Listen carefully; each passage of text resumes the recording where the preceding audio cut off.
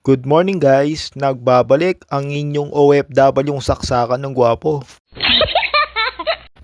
Ngayon nga pala ay papunta tayo sa trabaho.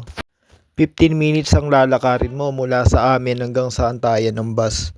Lagi akong late kaya tumatakbo na ako papunta sa antayan ng bus. May naglipat na naman ng bahay, marami na naman tinapon na gamit. Dito sa Korea nga pala, pag nagtapon ka ng gamit, dapat merong sticker. Mabibili mo yung sticker na yan sa mga convenience store. Tulad ng foam na yan, ang halaga niyan ay 4,001. Maraming e-bike na nagkalat dito sa lugar namin. Ginagamit lang ito ng mga taong nagmamadali sa kanilang pupuntahan, tulad ko. Ang alam ko, merong application para dyan. Tapos itatap mo lang yung card, pwede mo na siyang gamitin. Uy, andito na pala yung bus namin ah. Ang aga naman. Sa company nga pala namin, nasa 36 na Pinoy kami. Lahat yon gwapo. Kapag may nakita kang pangit, ibig sabihin ibang lahi yon.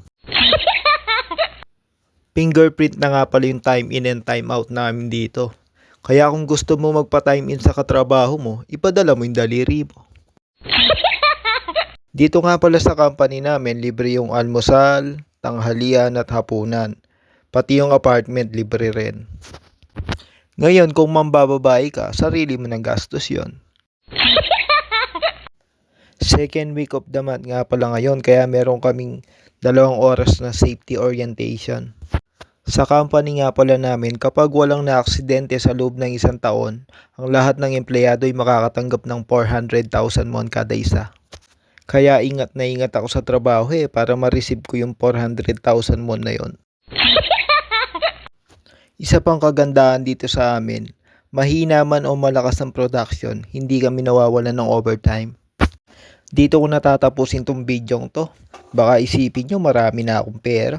Baka utangan nyo pa ako.